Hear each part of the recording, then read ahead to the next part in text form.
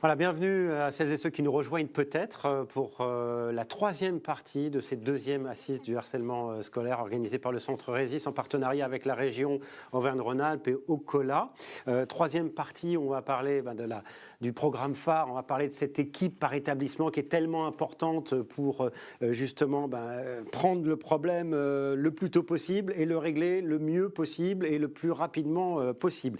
On est toujours avec Jean-Pierre Bellon, avec Marie Cartier, avec Iman Hassoun qui était là juste avant sur le plateau où nous parlions de sexting et de cyberharcèlement. Et nous accueillons Iman Aga. Bonjour. Bonjour. Merci d'être avec nous. Vous êtes chef d'établissement d'un collège à Paris, dans le 10e arrondissement. Mais vous êtes surtout la cheville ouvrière du programme phare. C'est vous qui avez travaillé avec Jean-Michel Blanquer et qui avez mis cela en place, cette notion d'une équipe par établissement. Ça fait plus que vous parlez. On va y revenir dans un instant. Je voulais juste revenir sur quelque chose avec vous, puisque tout à l'heure on parlait de la nouvelle ministre. Je vous posais la question, vous en attendez quoi? Vous m'avez dit, quand on a préparé cette émission, vous m'avez dit le harcèlement, ce sujet-là, et même le programme phare, c'est un des rares sujets qui, en politique, est complètement transpartisan aujourd'hui. Oui, si ce n'est le seul. Alors, le seul, il y en aurait un autre. Il nous faudrait une autre émission pour en parler, le décrochage scolaire, qui est très lié à la question du harcèlement d'ailleurs. Mais effectivement, le harcèlement, si en France le sujet a été traité de manière assez récente, comme l'a indiqué tout à l'heure Jean-Pierre Bellon, il est vrai que la France, depuis maintenant une quinzaine d'années, a présenté différents plans. Et que ce soit de gauche, de droite, du en même temps, comme dirait l'autre, eh bien, on a une volonté politique de proposer des actions dans les établissements scolaires au plus haut niveau de l'État pour faire en sorte que ce phénomène qui mine la vie de nos enfants, de nos collégiens, de nos lycéens quotidiennement puisse reculer. Avec une ambition de l'éradiquer, mais on est encore un peu loin du compte. Il faut viser les étoiles pour atteindre la Lune, c'est ça. Donc, en tout cas, il y a déjà beaucoup de travail qui a été effectué. Il y a des très jolis résultats, et donc on va aussi souligner ça, parce que c'est aussi le but de ces assises du harcèlement scolaire. Alors, je voudrais vous montrer plusieurs témoignages. On va aller à Londres, au lycée français Charles de Gaulle de Londres, avec tout d'abord Timothée Léridon, qui est le professeur adjoint de ce lycée. Il est arrivé il y a 3 ans, Marie, je ne me trompe pas, c'était ça, il y a 3 ans. Puis il y a 3 ans, quand il est arrivé, la lutte contre le harcèlement scolaire dans cet établissement, ça n'existait pas, ou en tout cas on faisait ça à l'ancienne. C'est-à-dire quand on en a attrapé un, on lui prenait la règle, comme on faisait la règle en main, et on lui tapait sur les doigts. Et on faisait ça à l'ancienne, MPP, ça n'existait pas. Méthode de non blâmante, c'était quelque chose de complètement exotique. Et ils ont mis des choses en place, et aujourd'hui il y a une équipe de 33 personnes. Alors, avant d'écouter Timothée Léridon, je vous propose d'écouter l'une des professeurs. Elle s'appelle Tina Sancho, si je ne me trompe pas. Elle est professeure dans cet établissement, et elle nous parle justement de la situation il y a 3 ans, quand ils sont arrivés, quand ils ont pris les choses en main. Pour faire un peu caricatural, avant on traitait très mal, voire on ne traitait pas, on ne savait pas faire, on n'était pas équipé pour. C'était souvent les CPE du coup c'était même toujours les CPE qui intervenaient, et pas toujours de façon efficace, je dirais même au contraire, ça avait tendance à envenimer la situation, à faire escalader le harcèlement. Donc je sais que j'ai beaucoup d'élèves, dont ma fille, qui m'ont dit bah non, je préfère rien dire, parce qu'en fait, quand le CPE intervient, c'est pire. Là maintenant, on applique donc la méthode de préoccupation partagée, et si j'en juge par tous les cas qu'on a traités l'année dernière, ça semble plutôt bien fonctionner. J'en profite quand même pour préciser qu'on n'a rien contre les CPE. Non, je préfère le dire, parce que je sais que vous êtes nombreuses et nombreux à nous suivre. Non, ce qu'elle veut expliquer, c'est qu'il n'y avait pas d'équipe, quoi. On donnait ça au CPE, débrouille-toi, et forcément, il était tout seul, et tout seul, n'importe qui face à un problème, il a du mal à s'en sortir. Vous êtes d'accord tous avec ça autour de cette table, j'imagine. Oui, surtout de la part d'une ancienne CPE, oui. Oui, d'une ancienne CPE, absolument. Alors, on va aller très vite au témoignage suivant, qui est celui de Timothée Léridon, qui nous parle de la situation aujourd'hui à Londres, au lycée Charles de Gaulle. Pour la formation, on a la chance d'avoir eu la présence du Centre Rhésis depuis 2 années consécutives, qui vient à la fois former des nouveaux personnels à la méthode de la préoccupation partagée tous les ans, mais qui vient également rencontrer les membres de l'équipe phare pour des séances finalement de retour d'expérience, de réflexion sur les pratiques professionnelles et qui nous aide finalement à faire vivre ce vivier de personnel engagé dans notre établissement. Ce qui a changé également, je trouve que c'est l'efficacité dans le traitement des situations, parce que sur l'ensemble des situations d'intimidation qu'on a eu à traiter essentiellement au collège, on a quand même un taux de résolution des intimidations à court terme qui est extrêmement satisfaisant, proche des 100%, sans forcément avoir à passer par la sanction ou par la punition. Je pense que la première des choses à faire, c'est la formation des personnels pour pouvoir vraiment bien respecter les étapes de la méthode et pas improviser la mise en place d'une méthode de préoccupation partagée. Voilà, il y a vraiment une méthodologie de la conduite des entretiens, une méthodologie de la rencontre avec la famille, une méthodologie de la communication. Et donc, il faut vraiment bien se former pour pouvoir mettre en place quelque chose d'efficace. Après, sur les 10 à 20% qui ne fonctionnent pas du premier coup, là encore, on continue d'appliquer la procédure. On revisite la conduite des entretiens, on complète éventuellement la méthode avec la méthode Farshta et on ne s'interdit pas, parce que ça c'est très important aussi, Madame Porcellier, on n'a pas parlé, on ne s'interdit pas, s'il le faut, de sanctionner les élèves. On le rappelle, ça aussi, ça peut éventuellement faire peur au début aux équipes de direction ou au CPE. La méthode de la préoccupation partagée n'est pas incompatible avec le fait de poser des sanctions si nécessaire. Voilà, la méthode de la préoccupation partagée n'est pas incompatible avec les sanctions. On en reparlera peut-être un peu plus tard, si vous êtes d'accord, Jean-Pierre Bellon. Je voulais réagir là pendant la vidéo, Iman. Alors pour moi, c'est cette vidéo-là, ouais. C'est dire que c'est vrai que quand on est une grande équipe, c'est génial. Là, ils ont la chance d'être 24 ou 30. 33 personnes, je crois. Moi, je vois au Maroc, on a un établissement, et vous avez visité, où ils sont 24, ils sont là, ils sont connectés. Et c'est magnifique quand c'est une équipe. Mais il ne faut pas se décourager. Il y en a qui commencent avec 2-3 personnes. Et l'essentiel, c'est de démarrer, de mettre une équipe par établissement. Et ça... Merci pour l'idée, parce que ça vient de chez vous, mais c'est ce que nous sommes en train de mettre en place, voilà, au Maroc. Et du coup, le CPE, il n'est plus tout seul, il y a d'autres... Oui. Et puis, il y a toute une équipe et l'ambiance, et ça agit sur tout le climat scolaire. Et plus on est nombreux, mieux c'est. Ça, c'est clair. Plus on est formé, plus... D'accord. Alors moi, je dirais que c'est très bien de pouvoir s'appuyer sur les différents professionnels de l'établissement. Mais ce qui est important, c'est cette méthodologie. Parce que souvent on peut croire en tant que chef d'établissement que ça va être un sujet extrêmement lourd à porter parce qu'on ne va pas réussir à impulser, à embarquer les équipes. Mais dès lors qu'on explique à nos professeurs ou aux différents personnels d'ailleurs, parce que ce n'est pas que les enseignants qui sont concernés par la prise en charge du harcèlement entre élèves, c'est bien toute une communauté scolaire, on voit bien qu'ils sont au tout début réfractaires. Non pas parce qu'ils ne veulent pas, c'est parce qu'ils ne savent pas faire. Et à partir du moment où on est là, on les accompagne, le collègue parlait de formation. Moi, je suis complètement d'accord avec ça. C'est un réel levier de transformation à la fois des idées que l'on peut avoir sur le sujet, mais aussi un moyen de faire bouger les personnels. D'accord ?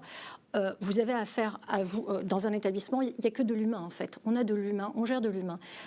Parmi les professeurs, vous avez des personnes qui ont eux-mêmes vécu du harcèlement quand ils étaient jeunes. Voire, vous avez des personnels qui ont été harceleurs. Voyez ?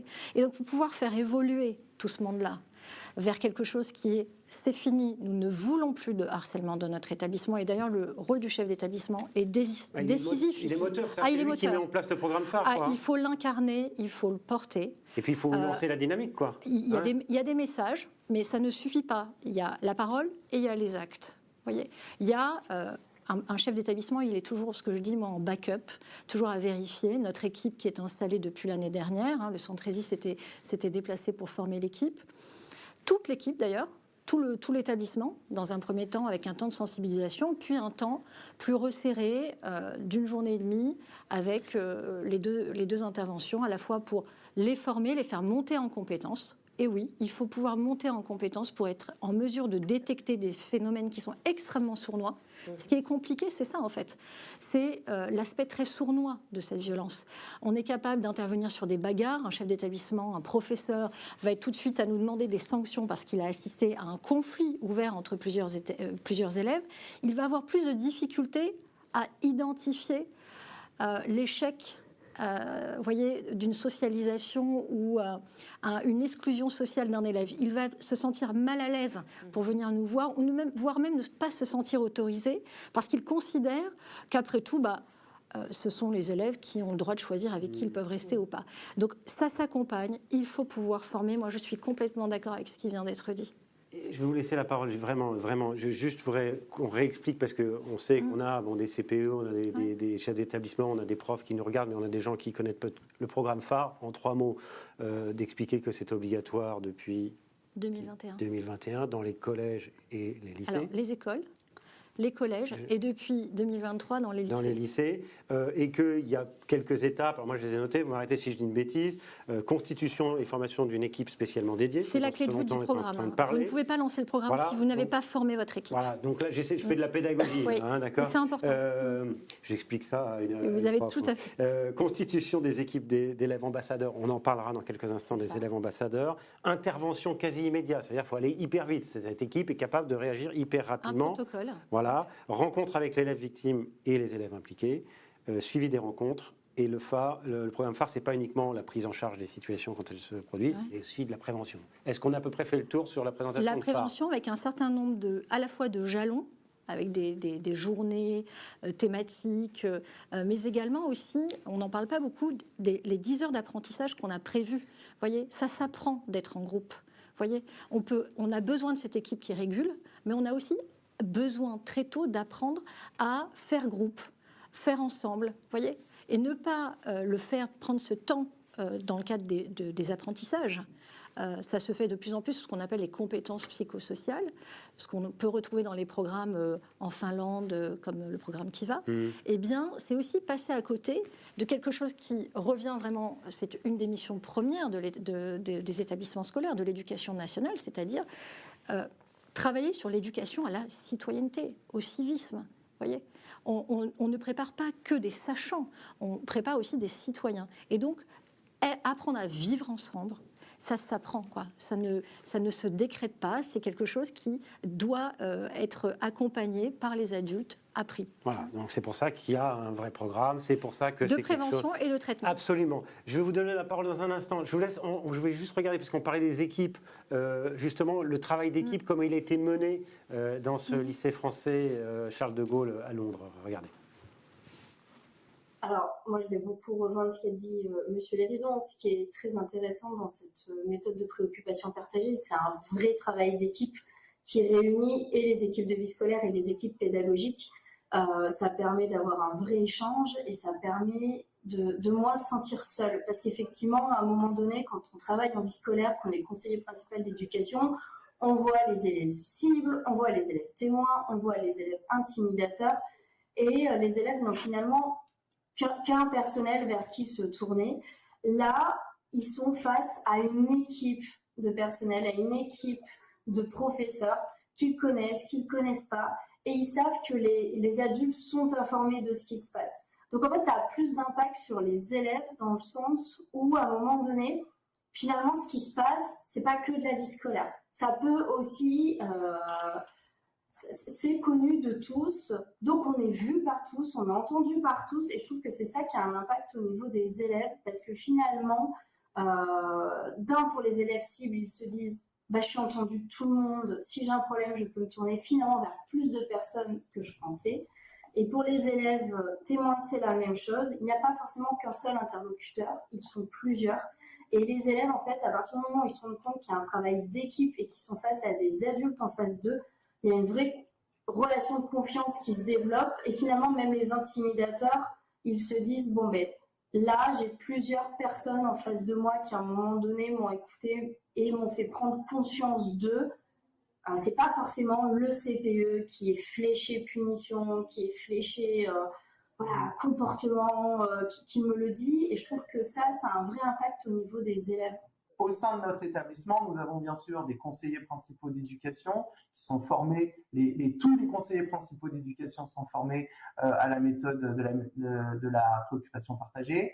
Il y a également des enseignants, nous avons les infirmières, la psychologue de l'établissement, il y a quelques personnels non enseignants, ce sont des personnels administratifs, secrétaires d'intendance, il y a des assistants d'éducation, et également des membres de la direction, les proviseurs adjoints. Pour qu'il y ait une vraie équipe au sein d'un établissement scolaire, ça vient quand même de l'impulsion qu'on donne à ce projet. Tout d'abord l'impulsion donnée par la direction, le fait que ce soit mené, cadré, qu'à un moment donné on sache où est-ce qu'on va.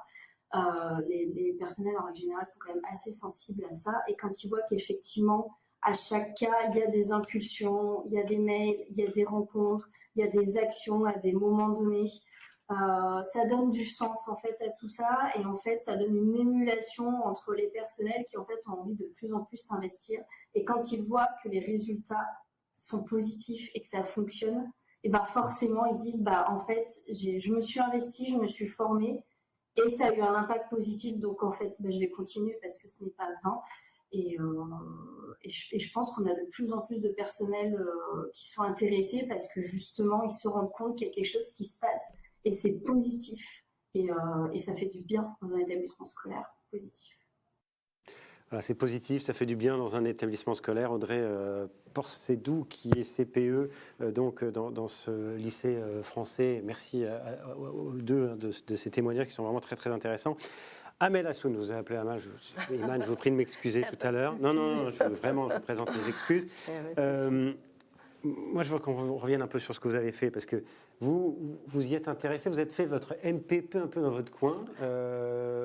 C'est comme ça que ça a démarré, quoi, votre intérêt pour cette lutte-là. C'est pas vraiment... c'est-à-dire que moi, si vous voulez, je suis ce que cherche à incarner la MPP dans chaque établissement. C'est-à-dire que j'ai commencé par avoir une posture, une éthique, l'éthique de l'attention, c'est tout. Je faisais mon travail d'enseignante et mon travail d'accompagnatrice avec cette éthique-là. Et on voit que c'est cette éthique qui a payé. Après, c'est la rencontre avec Marie et Jean-Pierre qui a fait que j'ai compris ce que c'était que la MPP, et j'ai pu avoir une théorie solide qui a permis de faire de la formation au Maroc et de mettre des équipes au Maroc. Et là, j'ai envie de rebondir. D'abord, cette vidéo, elle fait beaucoup de bien parce qu'on se projette et on se dit c'est magnifique d'avoir des équipes comme ça.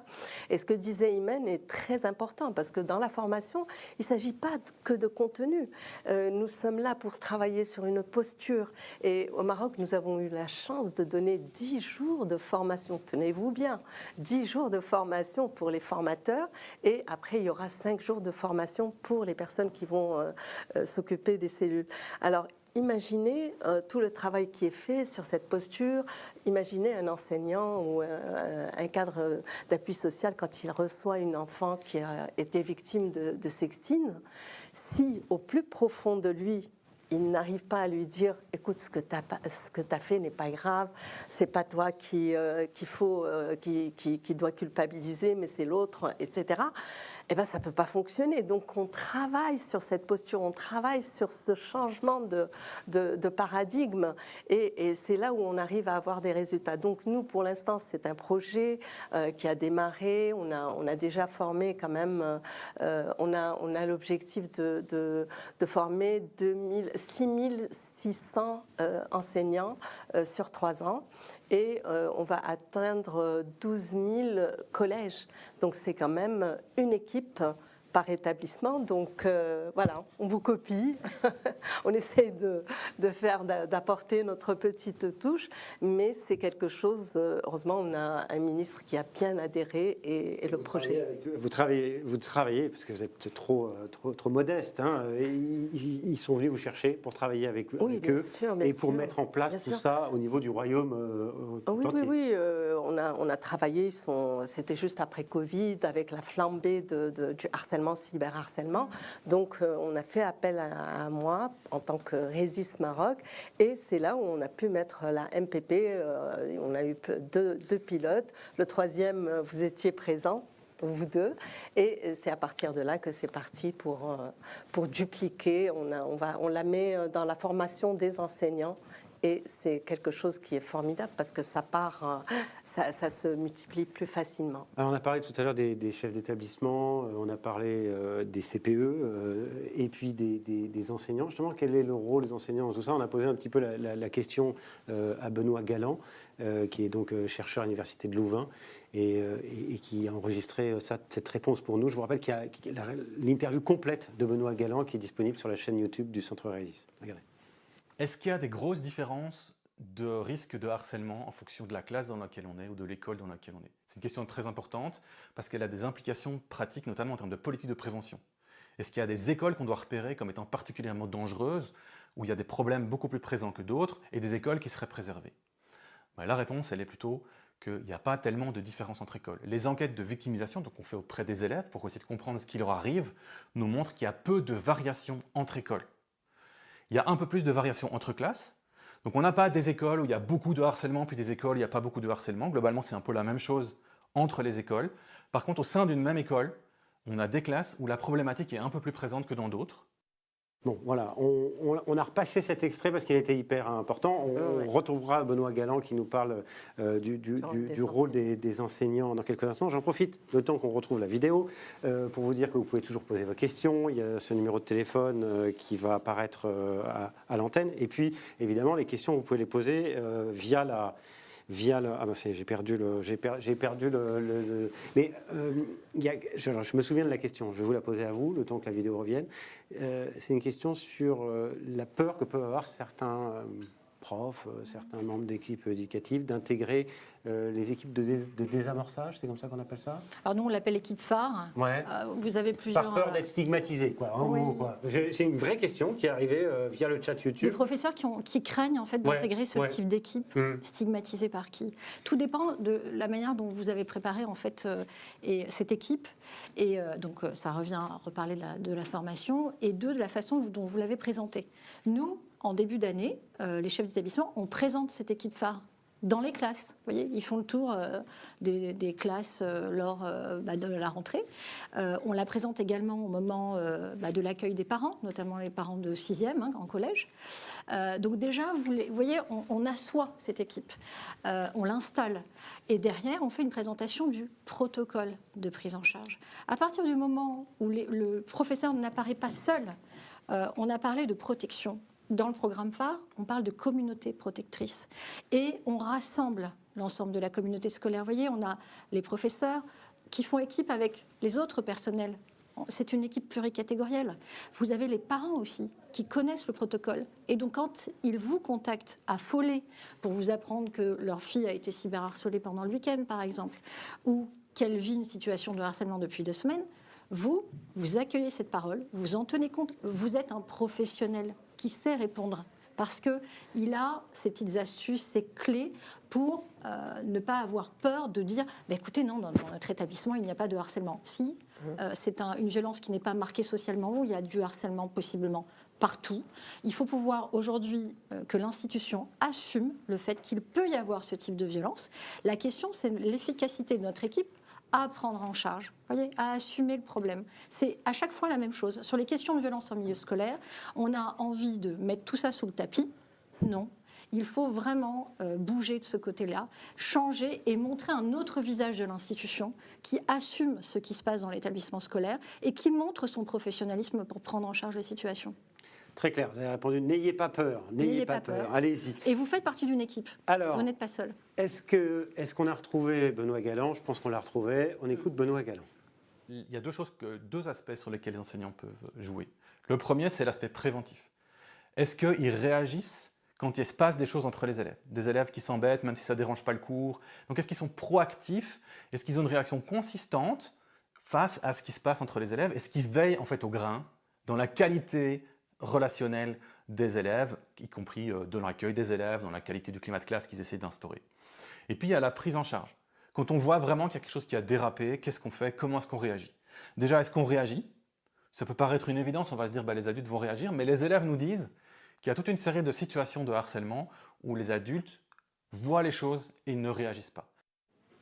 Les adultes voient les choses, ils ne réagissent pas. Jean-Pierre Vallin. Ça, je crois que c'est un constat qu'ont fait la plupart des victimes. Après, pour être un peu moins pessimiste, je dirais quand même que quand on a commencé à réfléchir avec Iman Aga, il y a 10 ans de ça, à la question de mettre en place une équipe par établissement. On a commencé ça dans les Hauts-de-Seine, puis après dans l'Académie de Versailles, entre 2014 et 2018. Franchement, on ne savait pas où on allait. Il n'était pas du tout acquis que des professeurs, des infirmiers, infirmières, CPE s'associent pour constituer ces équipes. Or, ce qu'on avait lancé à titre expérimental à partir de 2013-2014, s'est amplifié et les professeurs se sont associés à ces équipes. Et on a dû être convaincants puisque, à partir de 2019, ce programme a été développé d'abord dans 6 académies pilotes, puis après sur tout le territoire. Donc, je pense que c'est tout à fait possible et souhaitable de traiter les situations au plus près des élèves. Alors, selon les époques, on dit une équipe, oui, mais peut-être qu'on pourrait faire une équipe par département. Ou une équipe. Non, il faut qu'elle soit dans l'établissement. Cette idée que les victimes trouvent au plus près l'écoute empathique, bienveillante, sécurisante, c'est absolument essentiel. Et nous sommes dans les secondes assises contre le harcèlement. Il y a 5 ans, je lançais un projet pour le Centre Résis. Je disais, il faudrait que dans 5 ans, on arrive à avoir une équipe par établissement. Alors, je ne sais pas aujourd'hui combien il y a d'équipes par établissement. On n'a aucun chiffre, on ne sait pas... Alors, c'est peut-être une des choses qu'on pourrait attendre de Madame la Ministre, c'est qu'elle nous donne effectivement les chiffres. Mais continuons les défis, puisqu'après tout, on n'a pas une équipe par établissement, mais on a beaucoup d'équipes dans les établissements. Lançons un autre défi et disons que dans 3 ans, on pourrait avoir cette fois une équipe par établissement. Oui, c'est ça, c'est ce que j'allais dire. Est-ce que l'objectif, c'est pas harmoniser aussi les formations? Bien sûr. Et est-ce que, alors c'est moi qui pose la question comme ça, et je la prends sur moi, mais est-ce que dans certains établissements, on n'a pas rempli des cases avec des noms, mais bon, on ne fait pas grand-chose, quoi. Je la pose comme ça, pardonnez-moi, je vous prie de m'excuser. Alors moi, je reprends ma casquette d'ancienne référente nationale. Donc ce programme avait vocation effectivement à se retrouver dans tous les établissements. Depuis, il a été généralisé.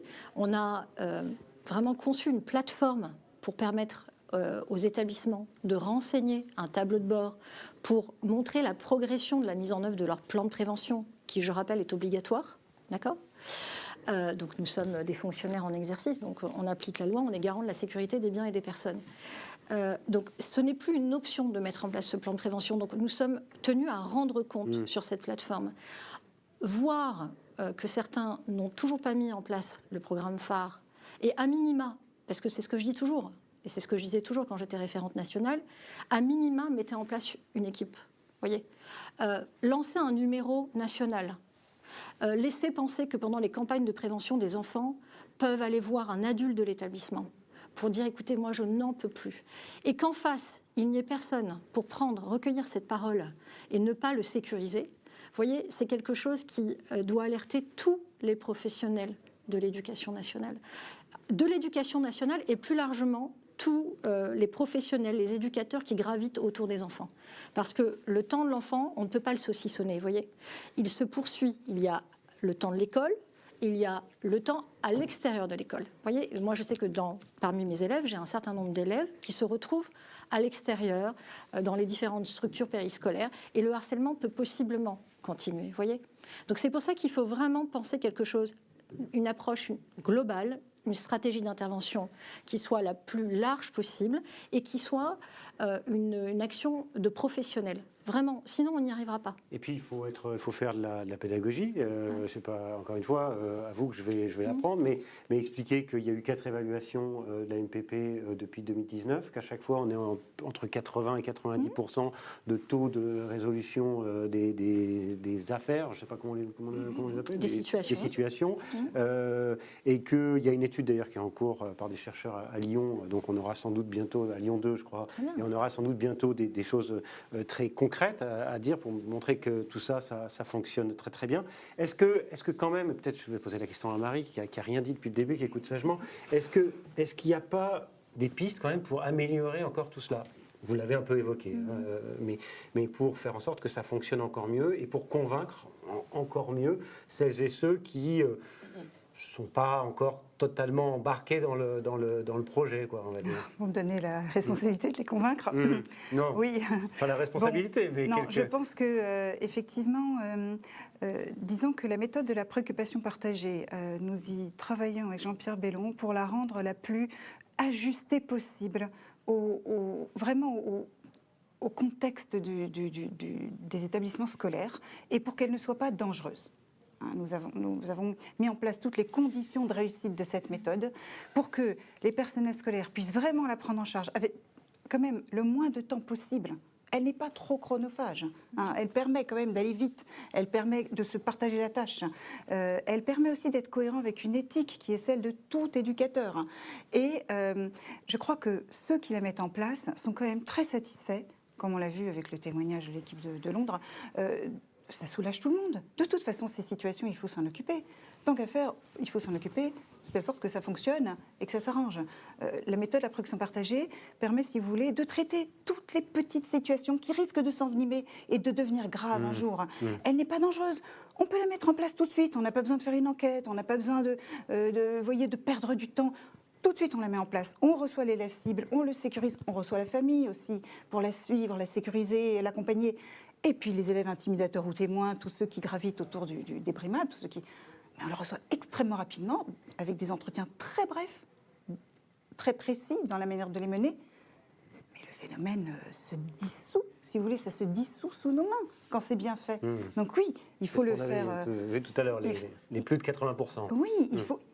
Lorsque c'est bien fait, lorsque le protocole est bien construit, lorsque les personnels maîtrisent vraiment, d'abord incarnent l'éthique de façon vraiment réelle et maîtrisent les techniques, franchement, ça fonctionne. Je veux juste ajouter une chose. Je pense qu'on n'en est plus au stade de se poser la question de la légitimité de la méthode. Quand on y a travaillé dans le cadre du comité scientifique, le comité d'experts, la question ne s'est pas posée on écarte la MPP. Vous voyez, la MPP fait partie intégrante du programme. Sans elle, le programme phare ne tient pas. Sans être d'ailleurs obligatoire, si j'ai bien compris. Parce qu'il y a quelqu'un qui me disait bah oui, mais moi j'ai le programme phare, mais on n'a pas la MPP. Faut non, c'était dans les réactions qu'on avait. Hein. Mais c'est intéressant de se poser. C'est là que je voulais en venir, en fait. Cela fait maintenant bientôt 4 ans qu'on a lancé le programme phare. Dans le programme, nous avions prévu une évaluation du programme. Et donc, quand vous lancez un programme national, il est question d'une mise à l'échelle hors norme, parce que vous avez des milliers d'établissements. D'accord ? C'est d'ailleurs un défi français, parce que quand on regarde des petits pays comme la Finlande, le système éducatif finlandais n'est pas comparable à celui de la France, en nombre d'écoles, j'entends. À partir du moment où vous lancez un programme d'envergure, un programme systémique, à un moment donné, l'action publique, l'action de l'État doit être évaluée. Voyez ? Et il faut pouvoir non pas remettre en question la légitimité de cette méthode, mais plutôt de vérifier l'efficacité de la mise en œuvre de ce programme dans les écoles et s'interroger à tous les niveaux de l'État. En tant que garant, moi, chef d'établissement, je dois m'interroger sur l'organisation, le fonctionnement de mon protocole, la robustesse de mon protocole. Et derrière, ce questionnement, cette autocritique, elle doit être engagée à tous les niveaux, au niveau des départements, au niveau des rectorats, au niveau national. Vous voyez, il y a un service après-vente qu'il faut pouvoir assurer post-programme. On a encore une petite vidéo de Benoît Galland.